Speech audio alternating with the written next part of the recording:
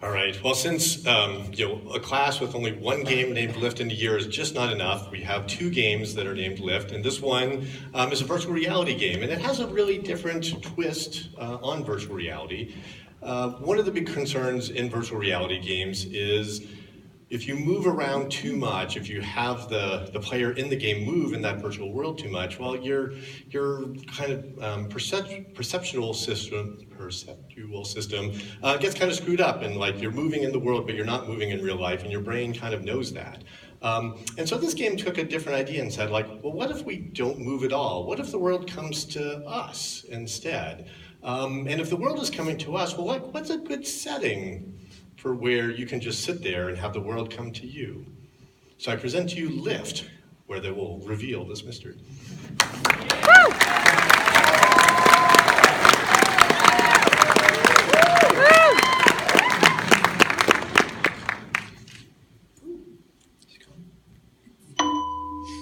Hi, I'm Alicia Martinez. And I'm Daniel Chamberlain, and we made a game called Lift. How are you liking the job? Not too exciting, I know. But here at the West Wind, we value our roots and the history behind every piece of architecture. Your job will be to maneuver this lever and take guests to their designated floors. Now, throughout the day, you'll interact with various guests and employees. Do remember your oath of silence. There are other ways to maintain a captivating conversation. Don't look at the operator, dear. They're a nasty one. Hey, you should learn quick, don't you? Looks like the service here should be the first thing in the chopping block. Take this hotel, for example. Isn't it pretty? Good. Yes, I know. It's only your first day, but feeling overworked yet? Yeah, well, it'll get to you eventually. I'll try to be less tired tomorrow. Then we can talk. See you then. You're next in a long line of elevator operators here at the West Wind. I'm sure you'll make them proud.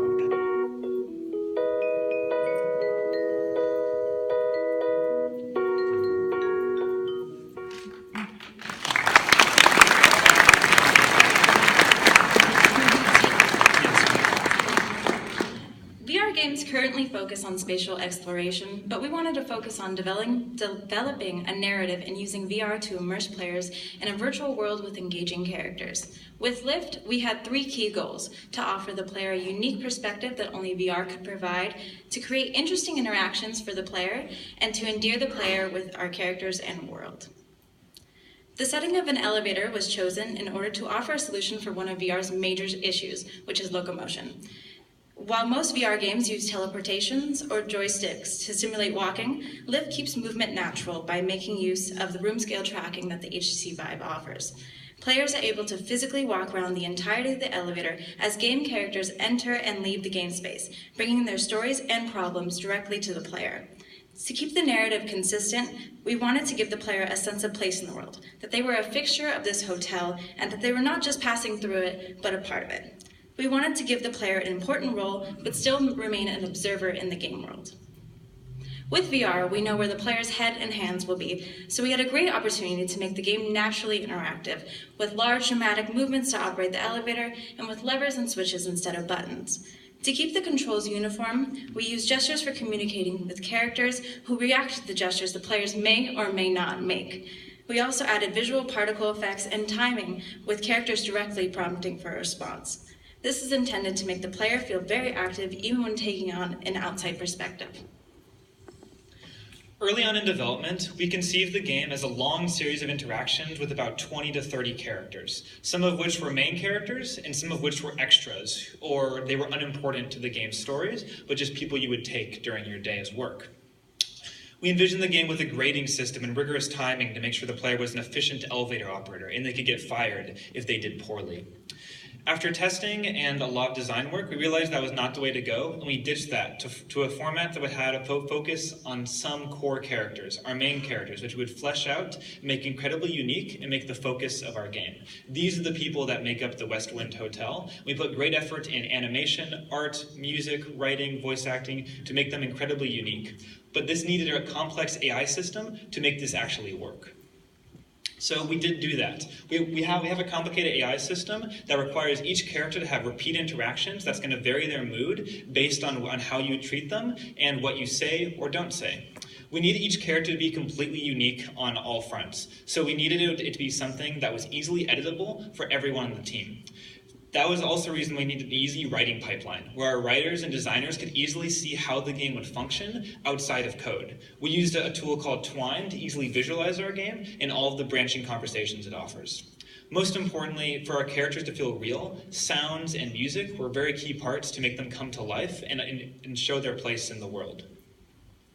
Lastly, we needed an endearing world to make our game come to life. We needed consistent and focused visuals. We didn't want it to be a realistic hotel, but rather one that was more focused on the character of it. What was its place in the world, and why was it important?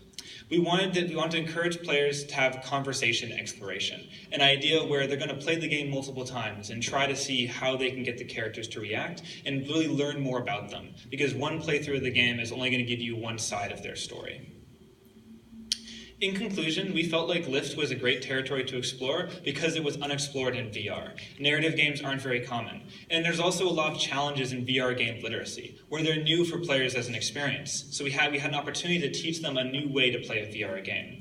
With our character focus, we were doing something that was distinct in the 170 sequence and distinct for VR games.